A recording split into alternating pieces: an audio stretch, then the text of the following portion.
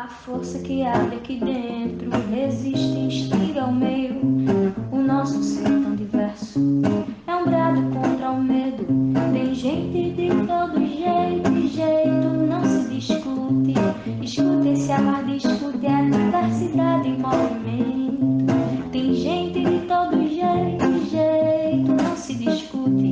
Escuta esse alarde, escute a diversidade em movimento, em movimento.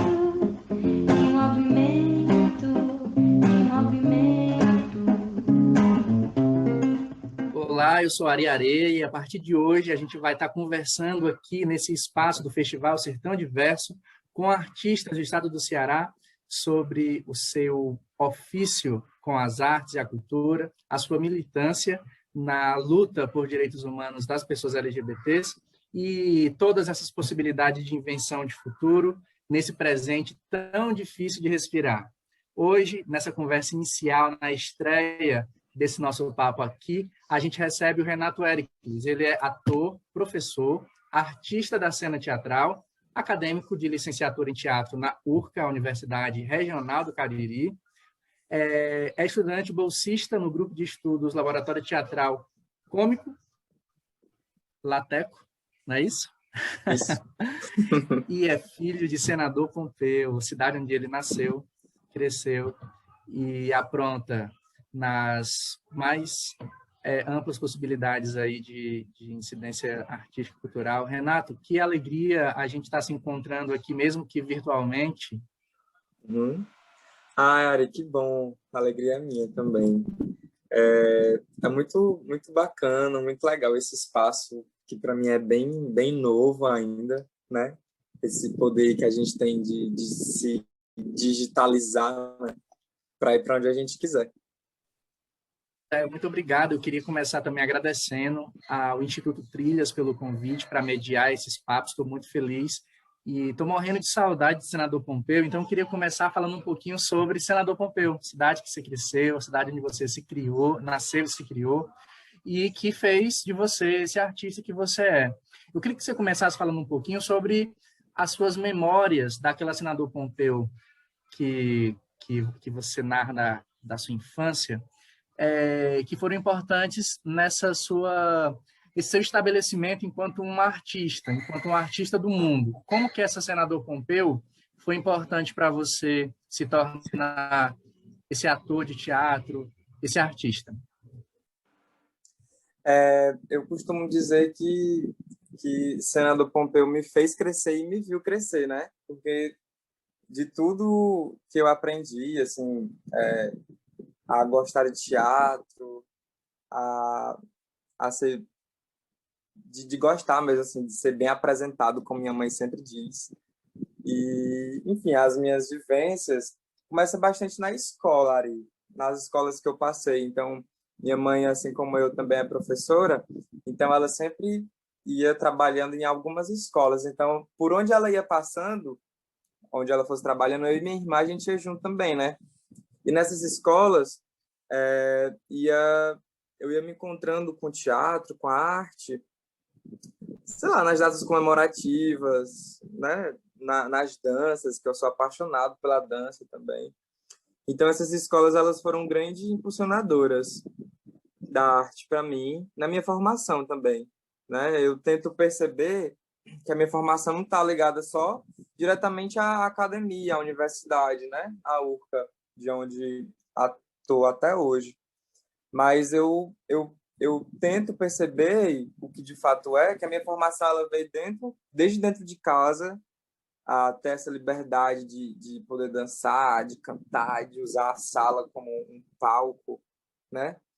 E a igreja também, acho que muito do que eu vivi também, a igreja teve bastante esse espaço de formação quanto artista no sentido de poder experimentar da dança, do teatro, né, como uma forma de comunicação. A igreja, ela tem esse bastante potencial, né, nas artes, de modo geral, de se comunicar através da arte.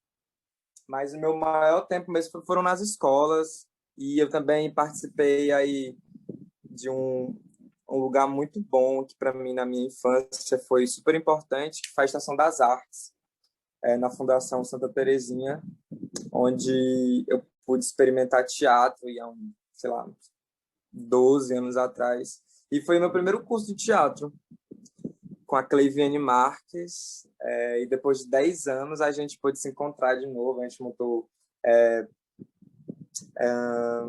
isso fugiu o nome. Do espetáculo lá no Cariri. Então eu pude ter todo esse espaço, né? E na escola, na Estação das Artes, na igreja, tudo isso foi me fomentando conteúdo, foi me fomentando todo o meu crescimento. E depois, 16 anos depois, 17, né? Quando eu tive 16, 17 anos, eu fui para o Cariri estudar na URCA, curso de licenciatura em teatro, onde eu estou até hoje. Aí lá, assim, lá onde foi, sabe, assim, a chave para tudo. Desde sair de dentro da casa da minha mãe até ir para uma nova cidade, que para mim, nossa, o Cariri, Juazeiro do Norte, era uma cidade imensa, né? Sair de Senador Pompeu para ir para o Cariri é uma outra realidade. E lá eu cheguei sozinho. Então, eu não conhecia ninguém, eu nunca tinha ido ao Cariri. Fui lá só mesmo para fazer minha matrícula da faculdade. E por lá, pelo Cariri, eu fui descobrindo novos fazeres teatrais, novos fazeres artísticos na universidade, né? Com todo aquele universo que a universidade... Aliás, vários universos que a universidade é. E daí eu fui notando, fui me questionando lá dentro de vários aspectos mesmo, assim, na vida. A universidade ela vai descamando várias possibilidades de vivência. Vai. E aí eu quero já chegar nessa parte, nesse lugar. Mas uma coisa que eu acho interessante aí do teu relato, assim, de infância, e eu perguntei pela infância, porque eu imaginava que poderia ter algum paralelo, né, entre as nossas vivências, até porque dividimos o mesmo chão, né, o mesmo Ceará, e ao mesmo tempo, né, somos de uma mesma geração. E engraçado, a escola e a igreja também foram dois espaços que me possibilitaram um primeiro contato com a arte, né? Antes de começar a fazer o teatro, um primeiro curso básico de oficina, né, básico de teatro, a igreja, né, e no meu caso era a igreja evangélica, né, meu pai é pastor. No teu caso, foi a igreja católica ou a igreja evangélica? Cara, o mais doido é que de manhã eu ia para catequese e à noite eu ia para o culto com a minha avó. A catequese na igreja católica, às vezes à noite no curso com a minha avó. E tudo isso acontecia, né? A arte ali, ela ia se fazendo de conta de tudo. Mas nessa formação assim de ir para um ministério de dança, de canto e de música, tudo mais, foi na igreja católica, né? Então talvez tenha sido um pouco diferente da tua realidade, enfim, por várias questões. Mas comigo mesmo, até eu costumo falar que eu aprendi a dançar na igreja. Então, assim, todo o começo foi lá. Eu levo isso também para a vida e eu digo isso com muito orgulho, assim, tipo, a minha trajetória nesse universo artístico começou ali e, assim, as pequenas subversões das coisas, inclusive naquele universo, né? Eu lembro que na igreja evangélica era a Assembleia de Deus, né? Então, assim, tipo, eu não podia fazer parte executar as coreografias, né? Mas eu, às vezes, fazia a montagem, né? Então, propunha lá os movimentos, aquela coisa toda, as meninas faziam. Faz parte dessa possibilidade, né? E aí, faz. mesmo, às vezes, sendo um ambiente meio rígido e, assim, castrador em muitos aspectos, para muitos de nós que tivemos a possibilidade de passar por lá, acabou também possibilitando assim que a gente identificasse em algum lugar uma brecha naquele muro e a gente passou.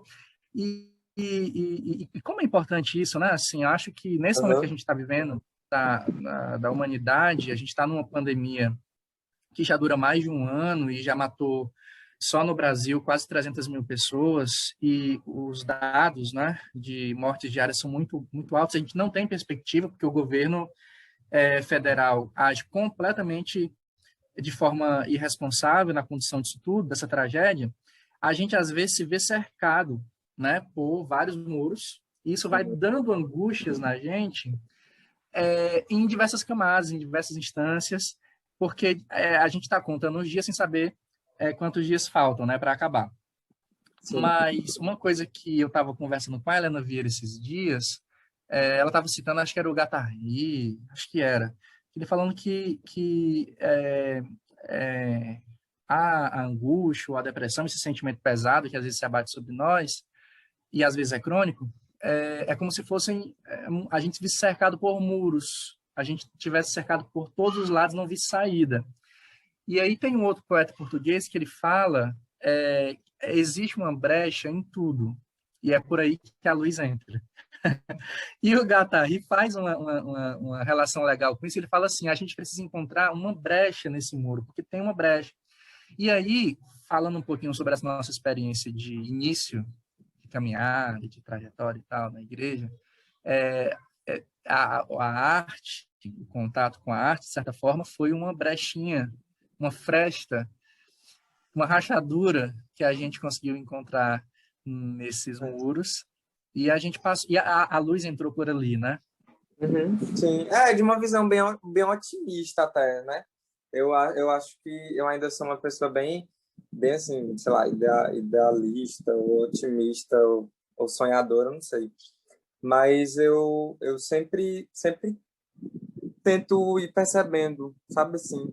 Tipo, tô em casa, mas do que é que dá para eu criar dentro de casa, sabe? Eu penso muito agora, ultimamente, eu tô até pensando na minha casa como o meu palco, sabe? O meu quarto como uma possibilidade de cena, sei lá, a pia suja na cozinha, com a poética dali, daquela pia suja, daquela, sabe? Então, enfim, eu estou viajando nisso, inclusive um dos materiais aí que eu vou disponibilizar para o nosso festival do Sertão Diverso, que é um curta onde eu trago todos esses bloqueios, todas essas limitações de estar em casa, de estar ilhado em casa, sabe? Enfim, e acho que a gente que vive da arte, a gente tem desses sacos, assim, sabe? Tipo, tenho isso, né? Então, do que é que eu vou poder fazer desse limão? Então, eu acho que vai da nossa perspectiva de visão de mundo, de tanta coisa, Ari, sabe? Eu penso assim, eu acho que acho que para me parar, assim, me barrar, tem que me acorrentar, assim, me calar minha voz, tudo, porque eu sou muito inquieto, assim, para muita coisa, sabe? E eu acho que essa inquietação que me faz sair da minha cidade para ir buscar tanta coisa e depois voltar, sabe? Eu tô tendo esse ano, desde o ano passado para cá, eu estou tendo o diálogo na minha cidade, na minha casa, como um retorno, sabe? Passei tanto tempo ali, lá em Juazeiro, Crato, estudando, me formando, mas e agora, né? Minha mãe sempre fala uma coisa muito boa para mim, para minha irmã, que independente de a gente vai viver na nossa casa, futuro, mas a gente sempre tem para que é a nossa casa, né?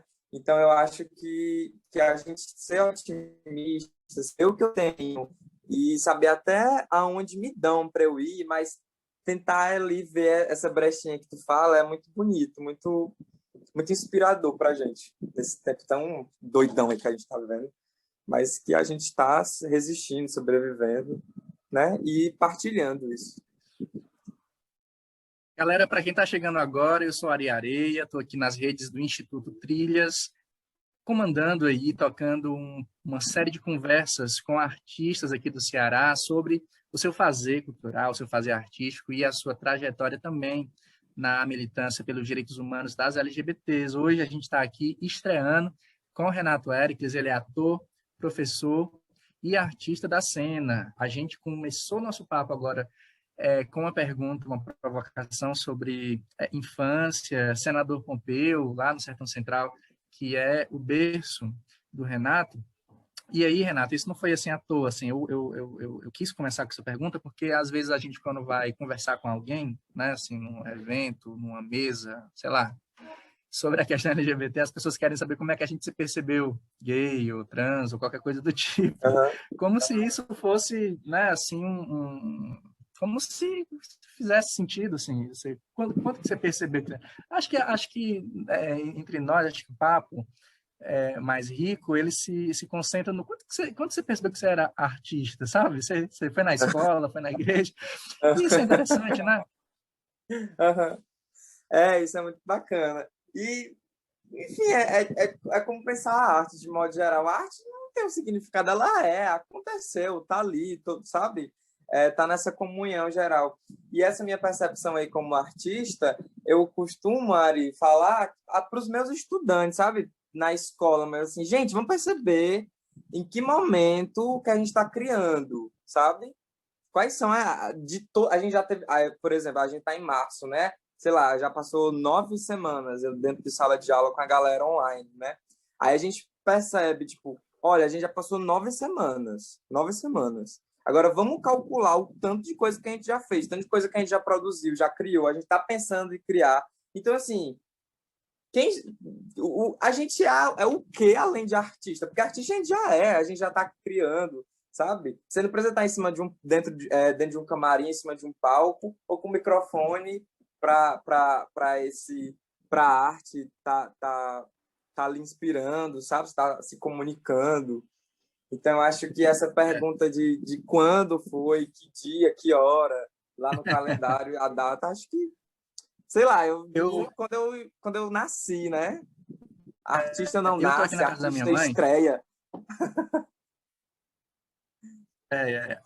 Eu tô na casa da minha mãe e aí tenho duas sobrinhas pequenas aqui, uma de 3 anos e uma de quase 2. E aí a maiorzinha, né, que é mais falante, às vezes ela a titia, eu quero ajudar, já ela aparece por aqui, Cecília. E aí ela às vezes pega um pedaço de papel e fica desenhando perto de mim.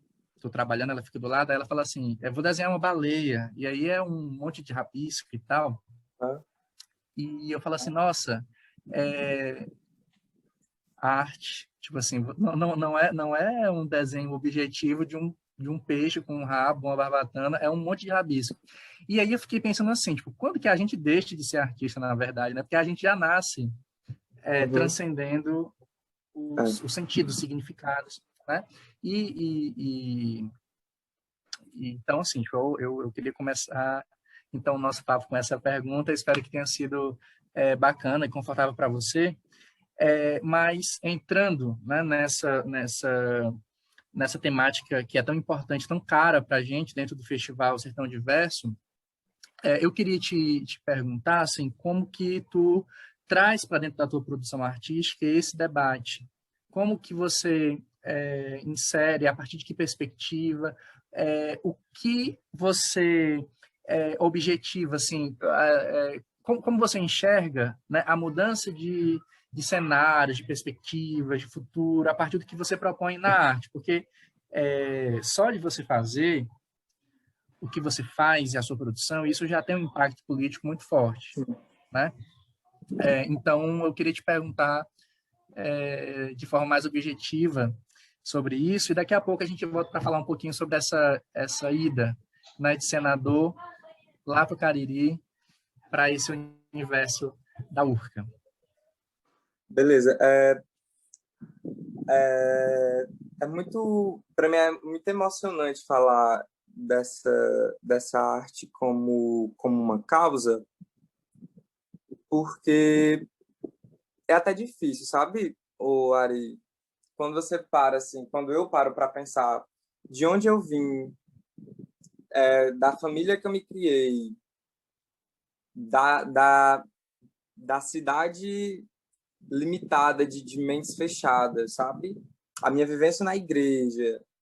Então, tudo isso é como se fosse fazendo aí uma crosta para me limitar de pensar e vivenciar, experimentar muita coisa. Até hoje à tarde eu estava falando sobre isso com um grupo de amigos meus. E pensar a arte como uma causa, como o maior instrumento de expressão e de vida, que é o que eu pelo menos tento carregar nas minhas aulas, nas minhas peças teatrais, nos meus textos de dramaturgia para ir para o teatro, é sempre bom a gente lembrar o impacto que isso tem na vida de tanta gente, sabe? Porque eu sou prova viva de que a arte ela é algo de grande impacto, sabe? Então, eu tenho que ser, ao mesmo tempo, muito livre, muito liberto, mas, ao mesmo tempo, bem cauteloso e bem dócil na forma que isso vai tomando proporção, sabe? Porque não adianta eu pedir para, sei lá, fazer um desenho livre sem antes a gente falar do que é liberdade, entende? Não adianta só a gente falar sobre qualquer coisa, faz qualquer cena no teatro, sem antes a gente também estudar sobre a improvisação, sobre todos esses aspectos que se tem de criação de cena. Não fala uma cena de ser pensada antes de criar, mas também tentar brincar, jogar um pouco com o que é criar uma poesia, do que é ser poeta, a poética da vida, da cena, da arte, entende? Então, sempre e se questionando. Eu acho que a coisa é se questionar, sabe? É se fazer uma pergunta aqui que vai gerar assim, uma outra questão e ter noção da proporção que isso causa em mim, sabe? Porque a partir do momento que eu conheço a proporção que isso causa em mim, para eu tentar entender a proporção que vai se causar no meu estudante, no meu público, uma pedagogia aí de liberdade, de escolha, de autoconhecimento, sabe? Enfim, Ari, eu não sei nem se foi isso que tu me perguntou, mas eu acho que ia por aí. Você, assim, é um artista e educador, né? Então, assim, eu acho que essa tua resposta, assim, o finalzinho, o gancho que você traz no final da sua resposta, tem muito a ver com o ciclo da sua primeira resposta lá no início, assim, a memória que você traz, né, desse início, desse primeiro estímulo, né, artístico em São João do Pompeu, foi a sua relação com a escola, por exemplo, depois com a igreja. Eu acho que você traz o impacto do que você produz hoje para dentro da sala de aula, e isso é muito importante, né? Porque a educação, ela é um dos patrimônios mais importantes do povo, de um povo, né? E uma educação preocupada e comprometida com a cultura, entendendo a cultura de forma ali, né? Entrelaçada, e a cultura como um direito, o acesso à cultura como um direito, né? Essa compreensão ela é fundamental, né? Então, eu acho que sim, responde sim a pergunta, e inclusive de forma muito bonita, né? Eu queria que você falasse agora com a gente, Renato, um pouco sobre o impacto desse deslocamento territorial, né?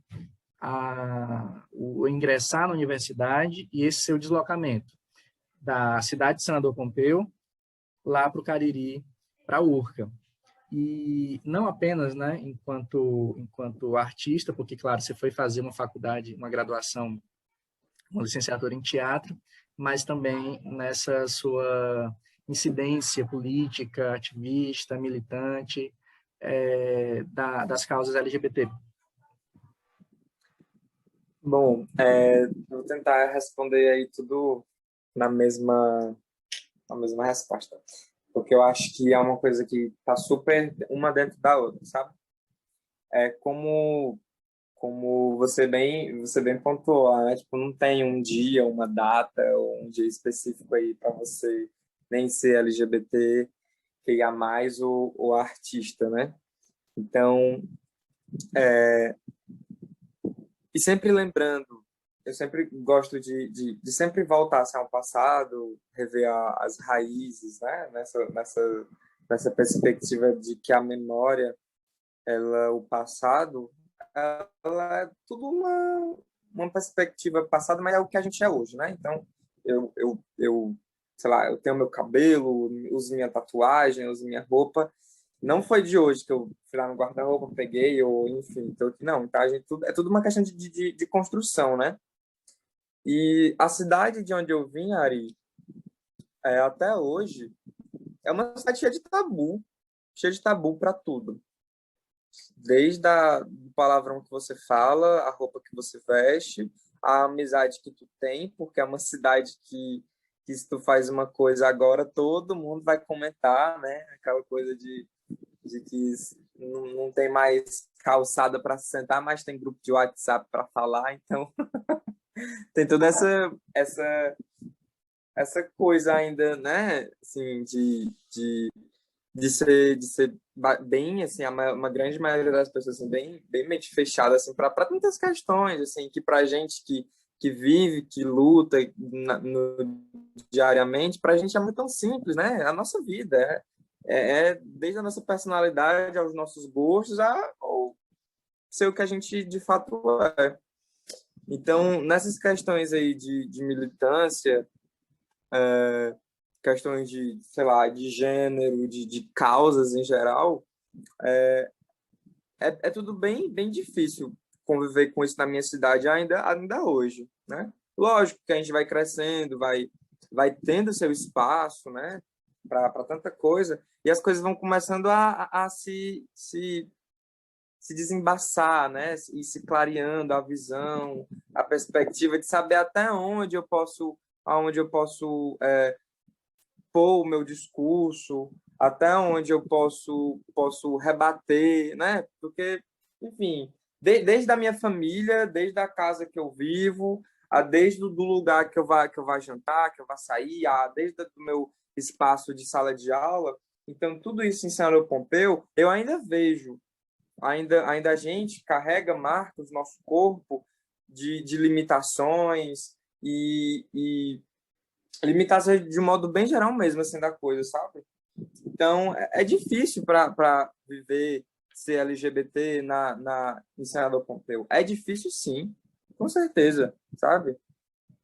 E eu fui percebendo ainda mais essa dificuldade quando eu cheguei na minha universidade, aonde eu saía de Senador Pompeu e entrava numa urca que, tipo, tudo bem beijar na boca de quem você quer beijar, tudo bem vestir a roupa que você quer vestir, sabe? Tudo bem, entende? Então é nesses tudo bens que eu não tinha na minha casa, que eu não tinha na minha família, que eu não tinha na minha escola que eu estudava, no espaço que eu trabalhava, sabe? Então são proporções de avanços e desenvolvimento de várias questões aí totalmente diferentes. Né? É um salto gigantesco, gigantesco. E eu cheguei em Juazeiro do Norte por volta dos meus 16, 17 anos. Então, tudo aquilo ali chegava para mim, Ari, de uma forma tão agressiva, sabe? Nos meus questionamentos, e, assim, e de pensar, será se eu estou realmente fazendo certo, sabe? Será se aquelas raízes de questões cristãs e da moral, da família e tudo, mas será se aquilo ali ainda estava em mim, sabe? Será se ainda eu ia me permitir a viver isso, ou eu ia me permitir viver uma outra trajetória, um outro viés, sabe, um outro olhar mesmo naquilo ali, sabe? E tudo isso foi se construindo, né? E esses tabus que ainda eu diria que eu ainda carrego, esses preconceitos que eu ainda carrego no meu corpo, eles não saíram 100%, sabe? Porque eu penso que é muito difícil você querer, é quase querer tirar um trauma de você. Você não tira isso de uma hora para outra, né? Então, falar dessas causas na minha cidade, nas salas de aula, de modo geral, é um campo minado, Ari, sabe? Existem coisas ali que, que você tem todo o direito de falar, mas tem coisas ali que não vão te aceitar bem, não vai pegar bem naquele momento, sabe? Mas eu também vou pensando de que estratégias a gente pode ir tornando isso viável numa sala de aula, de quais estratégias eu posso até usar para dialogar isso, sei lá, seja na minha família, sabe? Ou eu levar uma peça uma peça teatral de uma temática LGBTQIA+, aí para uma praça de Senador Pompeu, sabe? De que maneira a gente vai pensar isso e estudar da melhor forma possível, que a coletividade ela possa se desenvolver nessas questões, sabe? E a gente está nessa luta diária, mas eu acho que só em a gente estar presente, só em a gente ser, só em a gente estar aqui falando disso, sabendo que isso vai aparecer em qualquer lugar da nossa cidade, sabendo que isso aqui, esse assunto, todas essas questões vão chegar em qualquer pessoa, em qualquer momento, eu acho que isso já é uma grande luta, um grande avanço, pelo menos assim, eu falo isso por mim, sabe? Porque até um tempo desse, não, essas questões elas são bem difíceis ainda. E hoje elas vão se tranquilizando mais, de dizer, sim, sou gay, sou artista, sou professor de teatro, e vivo, atuo, e estou aqui, sabe? Massa, massa. Eu queria saber, já chegando nessa nossa reta final da conversa, né? Como que tu vê, assim, o impacto disso, dessa trajetória, né? Porque existe uma trajetória, se a gente começar a falar de infância, ou seja, tem uma vida na cidade de Senador Pompeu, depois, né? Uma ida para o Cariri e uma volta para Senador Pompeu. Eu queria saber como que tu vê o impacto dessa tua trajetória, tanto nas artes quanto na militância, sobre essas gerações que te viram ou que crescem te vendo, né? Seja na Uhum. sala de aula, seja na vida. Sim. Eu acho que eu voltei do Cariri para Senador Pompeu maior no sentido de estar mais crescido, de ter estudado mais, de, de dizer que o que eu sou, quem eu amo, quem eu quero beijar na boca, sabe? Do que eu falo, no sentido de que é isso, gente, sabe? É isso. De, de se incomodar com aquilo que não vai me acrescentar, sabe? Eu estou falando isso de uma forma particular mesmo, Mari. Eu voltei maior, voltei mais desenvolvido, que bom, né? No sentido de poder estar aqui, de poder me expressar, de poder dizer que vamos falar sobre a causa que é a mais séria, sabe? E esses impactos, eu acho, Ari, que vai muito além do impacto que acontece em mim, mas também no impacto que tá na cidade, que está nas pessoas, que está nas minhas famílias, nos meus grupos, sabe? Porque eu acho que não, tenho certeza que é o que de fato é, que é a nossa causa, ela deve ocupar todos os espaços, sabe? Ocupar as salas de aula, ocupar os discursos nas famílias, ocupar a tela do nosso celular, do nosso computador, sabe? Então, a gente tem que ocupar esses espaços. Acho que é o maior impacto vai sendo nisso, nessa grande ocupação sabe, de um aqui, outro aqui. E eu acho que esse nosso pensamento, né?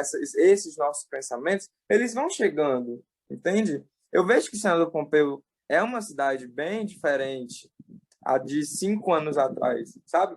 Outro dia, acho que, sei lá, há 1 ou 2 anos atrás, no desfile cívico, eu reparei que tinha uma menina numa fanfarra da escola com a bandeira LGBTQIA+, sabe?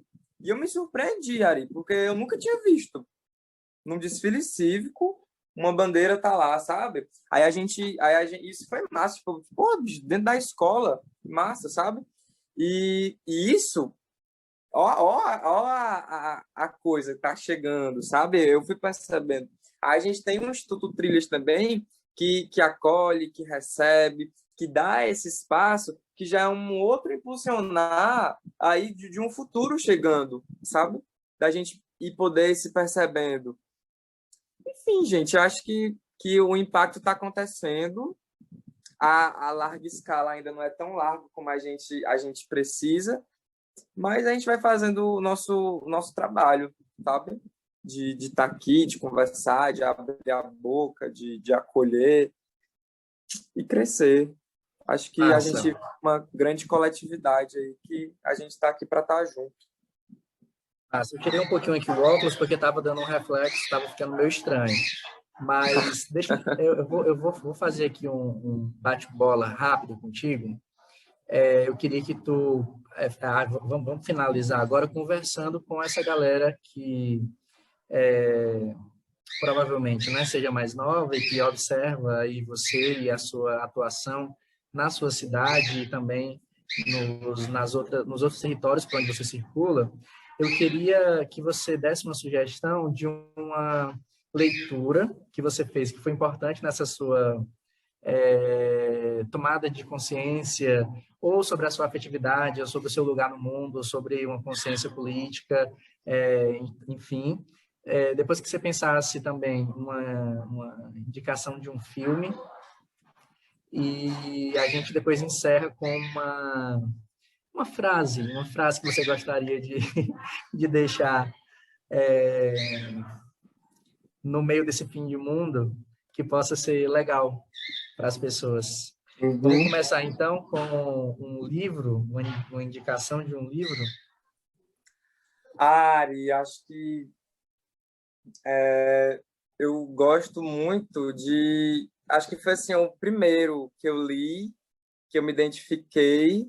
É um romance muito, muito, muito bonito, bem pessoal, poético até, assim, em algumas palavras, logo na sua grande estrutura de cartas, que eu acho que eu fui me encontrando muito com cartas, e até nas minhas metodologias de trabalho e tal, que é As Vantagens de Ser Invisível. Acho que foi meu primeiro livro e que virou filme aí. Acho que para quem me conhece de perto sabe o quanto eu gosto. Acho que vai ficar aí a mesma dica de livro e filme, sabe? E acho que é isso. E uma grande frase assim que eu carrego, inclusive numa tatuagem que eu tenho na minha orelha, de que, enfim, são esses dois risquinhos aqui, duas linhas se encontrando. Para mim, a arte, de modo geral, ela é um grande encontro, sabe? Eu acho que eu vou criando a minha arte nesse pensamento de que arte é encontro. A partir do momento em que eu divido o que eu tenho, a partir do momento em que eu convido alguém para me ouvir, ou eu convido alguém para eu ouvir, sabe? Essa troca de diálogo, essa somatória de bem-estar, de criação, de crise também. Então, é uma frase que eu carrego no meu corpo, na minha vida, e aí aqui também no meu futuro, de pensar que a arte é encontro. E a arte é uma grande imitação da vida. A gente se percebe, se sente aí representado nas nossas falas, nossos discursos, nas nossas vidas, encontros, e é isso. Queria te agradecer, Renato, pela tua disponibilidade, pelo papo, pelas reflexões que trouxe aqui para a gente. Foi muito bacana poder entender um pouco mais sobre essa tua trajetória, teu universo e as tuas visões de mundo. Queria agradecer ao Instituto Trilhas pelo convite. A programação segue aqui nas redes do Instituto. E na semana que vem, de 25 a 28, tem um festival Ser Tão Diverso, que a programação está maravilhosa e vai acontecer toda virtual também nas redes do Instituto.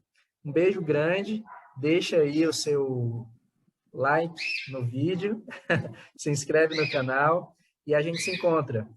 Beijo! Também tenho esse direito de degustar o amor. Se tu não gosta da fruta, não deve opinar no sabor. Como disse a profecia, o sertão vai virar mar. Revolução colorida vai dar. Como disse a profecia,